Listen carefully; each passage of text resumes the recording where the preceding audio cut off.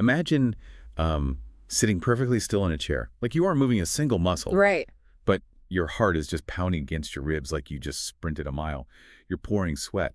Your metabolism is burning so incredibly hot that your body has actually started incinerating its own muscle tissue just to find enough fuel.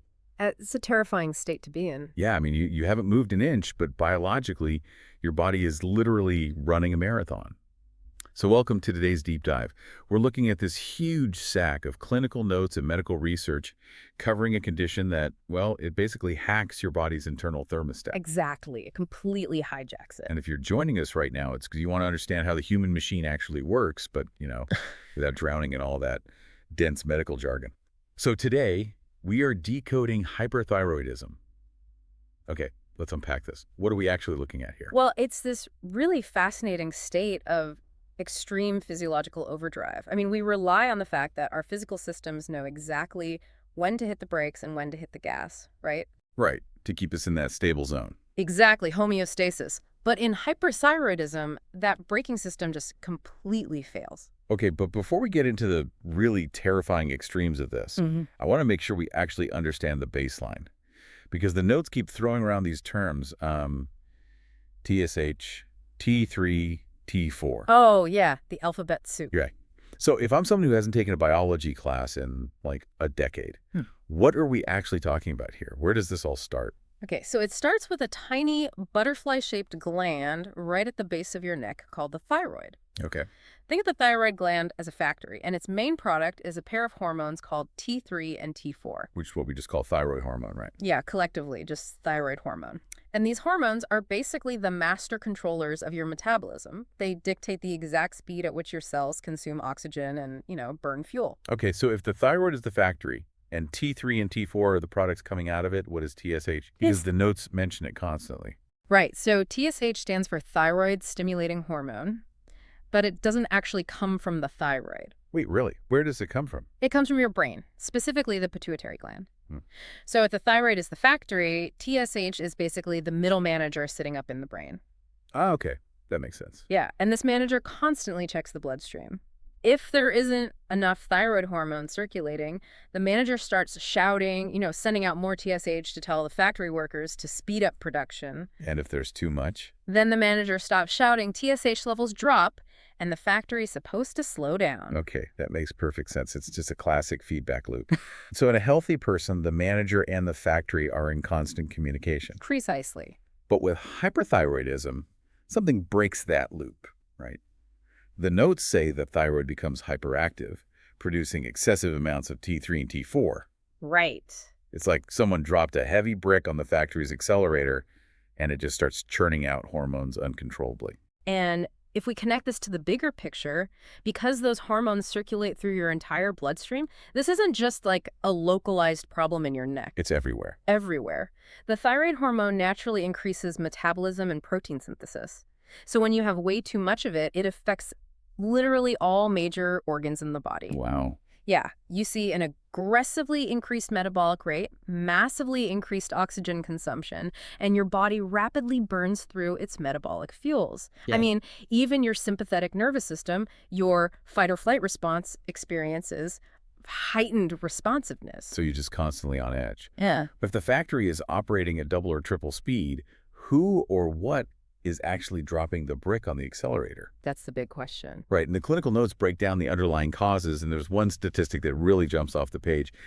70% of hyperthyroidism cases are caused by Graves' disease. Yes. What exactly is that? So Graves' disease is an autoimmune disorder. It affects about 0.5 to 1% of the population. Now, in a healthy immune system, your body produces antibodies to fight off foreign invaders, like viruses, right? Right. But in Graves' disease, the immune system gets confused. It produces something called TSH receptor antibodies. Oh, wait, let me guess. TSH is the manager shouting from the brain. So these antibodies are basically like impersonating the manager. That is a brilliant way to visualize it. Yeah, they are counterfeit keys. Wow. These antibodies circulate in the blood, find the ignition switches on the thyroid factory, and lock themselves in. They completely mimic the TSH signal, continuously tricking the thyroid into turning on and overproducing T3 and T4. So they're just completely ignoring the actual manager up in the brain. Exactly. The brain is quiet, but the factory is just roaring. That is wild. And Yeah. because it's constantly being overworked, the factory itself physically expands, right? Hmm. The notes call that a goiter. Right, which is that visible swelling you sometimes see in people's necks. Yeah, but there's another symptom in the Graves' disease triad that I really need you to explain because on the surface, it makes zero sense to me. Let's hear it. The notes list hyperthyroidism, a goiter, and then ophthalmopathy, which causes the eyeballs to physically bulge out of their sockets. Yes, known as exophthalmos. Right. But why on earth would a counterfeit key targeting a neck gland cause your eyes to bulge? I mean, that seems completely unrelated. It seems entirely disconnected, right, until you look at it on a cellular level. Okay. Because those counterfeit antibodies aren't just finding receptors on the thyroid gland. It turns out the tissues and the fibroblasts right behind your eyes happen to share very similar receptor proteins. Oh, no way. Yeah. So the confused immune system accidentally attacks the tissues behind the eyes, too. So it was basically friendly fire hitting a completely innocent organ just because it happened to look like the target? Exactly. And this causes severe inflammation, swelling, and a buildup of carbohydrates behind the eye, physically pushing the eyeball forward. I mean, it can become so severe that it impairs eye movement. That is terrifying. And I saw another term in the notes, pretibial myxedema. It's described as this waxy, discolored swelling on the shins. Let me guess, the skin on your lower legs also has those same receptors. You nailed it. It's the exact same mechanism. Wow. The antibodies cause an inflammatory carbohydrate buildup in the skin of the lower legs. It really just highlights how a single immune system glitch can create this bizarre constellation of symptoms across the whole body. Okay, before we move off the causes, Graves' disease is 70% of cases, but the notes say 16% are caused by a toxic nodular goiter. Yes, essentially rogue benign tumors on the thyroid that just produce hormone on their own. Right, and then there's this bizarre 9% caused by drugs. They specifically list medications like amiodarone, tyrosine kinase inhibitors, and immune checkpoint inhibitors. How does a drug cause this? Well, it depends on the drug. Amiodarone, for instance, is a really common heart medication used for arrhythmias. Oh. But chemically, it's packed full of iodine. And iodine is the core raw material the thyroid uses to build T3 and T4. Oh, I see. So giving amiodarone to someone with an underlying thyroid issue is like dumping a truckload of highly combustible wood straight into a furnace. It just supercharges it. Exactly. And the other drugs mentioned, the kinase and checkpoint inhibitors, those are cancer therapies that manipulate the immune system and can, inadvertently trigger thyroid inflammation. Right, and then there's a tiny 3% sliver of cases caused by subacute granulomatous thyroiditis.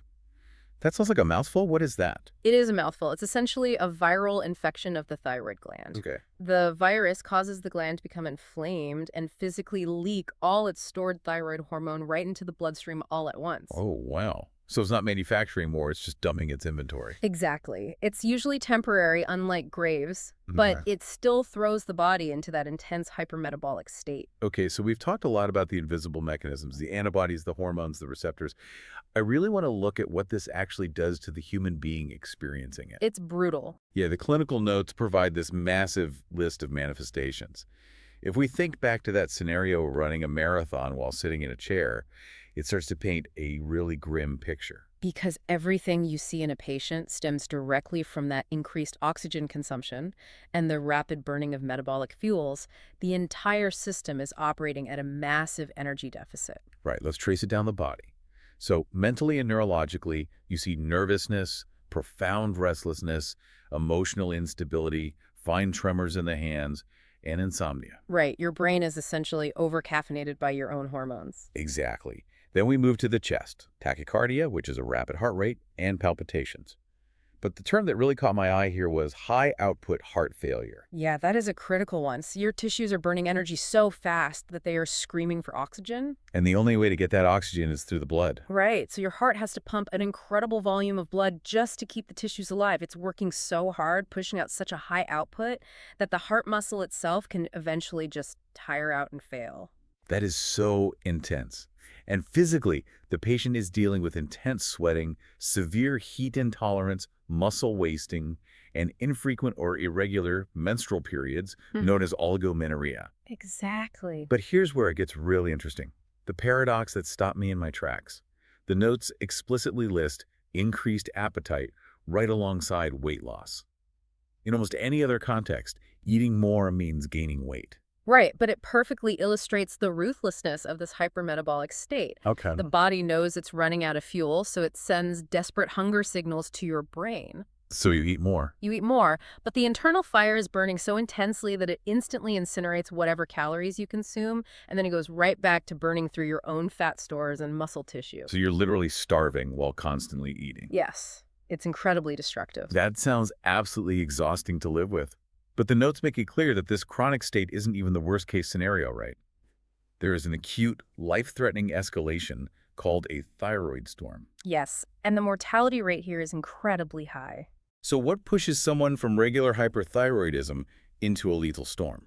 Well, a thyroid storm happens when an already hyperactive system experiences a massive physiological shock. Like what? It usually occurs in someone who's undiagnosed or poorly treated. The trigger could be a severe infection, immense emotional or physical trauma, or just extreme stress. And there's also a surgical trigger mentioned in the notes that sounds like an absolute nightmare scenario.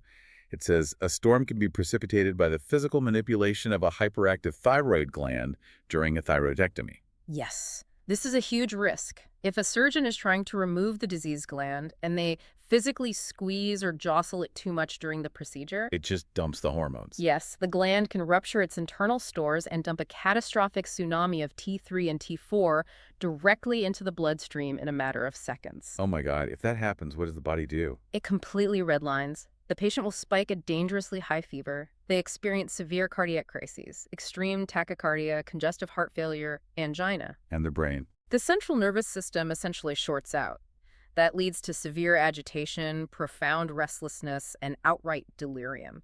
It's a total systemic meltdown. So if a patient is in a full systemic meltdown, how do doctors even begin to reverse it? I mean, you can't just politely ask the thyroid to calm down. No, you have to forcibly intervene. One of the primary treatments is physically filtering the blood using plasmapheresis or dialysis. Wait, like they do for kidney failure. They actually hook the patient up to a machine to just wash the hormones out. Essentially, yes. The body just cannot clear the hormones fast enough to survive, so a machine has to filter them out of the blood mechanically. Wow. Simultaneously, doctors have to aggressively lower the patient's core temperature using specialized cooling blankets. Right. But the notes emphasize a massive critical nuance here. When applying these blankets, the medical team must absolutely prevent the patient from shivering. Okay, let me think through the biology of that. If you put a freezing blanket on a human body, the natural homeostatic response is to shiver, right? Exactly. And shivering is rapid muscle contraction designed to generate internal heat. So if a patient in a thyroid storm shivers, they are creating more internal heat while their metabolism is already boiling over. You are exactly right. The shivering would completely counteract the cooling blanket and throw way more fuel on the fire. You have to chemically suppress their natural defense mechanism just to save them. That is so delicate. It is. And speaking of chemicals, there's another strict rule in the notes. Doctors must completely avoid the use of aspirin during a thyroid storm. Wait, that feels totally counterintuitive. If someone has a dangerously high fever, aspirin is usually the first thing you reach for. Why is it banned here? To understand that, you need to know how thyroid hormones travel through the blood. Think of the bloodstream like a highway. Okay. Most of the T3 and T4 hormones don't drive their own cars. They ride on protein buses. Yeah. While they're sitting on the bus, they're bound, meaning they're inactive and safe. So they can't do any damage. Right. Only the few hormones that get off the free hormones can actually enter your cells and ramp up the metabolism. Okay, so most of the hormone is safely locked on the bus. What does aspirin do? Aspirin chemically forces the hormones off the protein buses. It kicks them out into the street. Oh, no. Yeah, so if you give aspirin to someone in a thyroid storm, you suddenly convert massive amounts of safe bound hormone into free, highly active hormone. You would actively pour gasoline on the metabolic fire. Exactly. You could easily kill the patient. That is incredible. One wrong move with a standard over-the-counter fever reducer could be fatal. It really underscores why diagnosing this correctly before it becomes a storm is so vital. Absolutely. Which brings us to the diagnostic tools. Doctors have to read the body's dashboard. And I know they use biochemical blood tests, but when I was reading the clinical notes on this, I actually got really confused by one of the data points. Oh, what stood out to you? So the notes mention checking for decreased cholesterol, which makes sense since the body's burning through literally everything. Right. But then it talks about diagnosing primary hyperthyroidism, meaning the problem originates in the thyroid gland itself. And the notes literally say the profile for this is T3 and T4 low, PSH high. Ah. Am I crazy, or is that completely backward based on everything we've talked about? If the factory is in overdrive, shouldn't T3 and T4 be massive? You are not crazy. You actually caught a massive contradiction in the provided source material. Oh, thank goodness. Yeah, the profile listed in that specific sentence of the notes low T3, low T4, and high TSH is the exact diagnostic profile for hypothyroidism, where the gland is underactive and failing, which causes the manager in the brain to scream for more. Okay, thank you. I was staring at that sentence for 10 minutes thinking I had misunderstood the entire disease. So what should the actual blood test look like for primary hyperthyroidism? In reality, you will see highly elevated levels of free thyroxine, known as FT4, or high free triiodothyronine, known as FT3. Because the factory's pumping it out. Exactly, and because the factory is producing so much on its own, the manager in the brain goes completely silent, so the TSH levels will be virtually undetectable or just very low. That's the true hallmark. Got it. The notes also mention secondary hyperthyroidism, which is much rarer. That's when the issue originates in the pituitary or hypothalamus, meaning the manager actually goes rogue and shouts when it shouldn't. Okay, so once they see that high hormone and low TSH blood profile, they know the patient has hyperthyroidism. But they don't know why. The notes say they need a nosological diagnosis to figure out the underlying disease. Right. Is it Graves's? Is it a toxic nodule? They have a whole toolkit for this. Like what?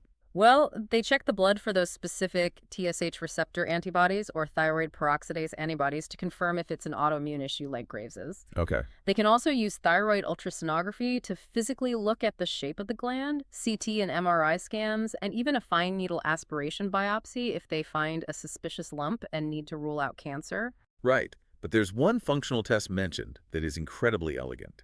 It's called the radioiodine uptake test, or RAIU. Yes. What's fascinating here is how cleverly doctors use the thyroid's own hyperactive hunger against it. Yeah, because it measures how much iodine the thyroid pulls out of the blood. And we established earlier that iodine is the raw material used to build these hormones. Exactly. When the gland is in a state of productive hyperthyroidism, meaning it's actively overproducing, it becomes ravenously hungry for iodine to keep up with the manufacturing pace. So it's just grabbing every bit it can find. Right.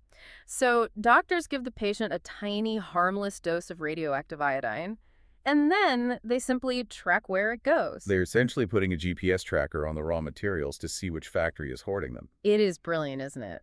Because the gland is working overtime, the RAIU test results will be astronomically high. In a normal person, a small percentage is absorbed. But in these patients, the uptake is often greater than 25 to 35% at the 24-hour mark, and it can be much higher. The thyroid basically just lights up on the scan because it's furiously trapping every bit of iodine it can find. So what does this all mean?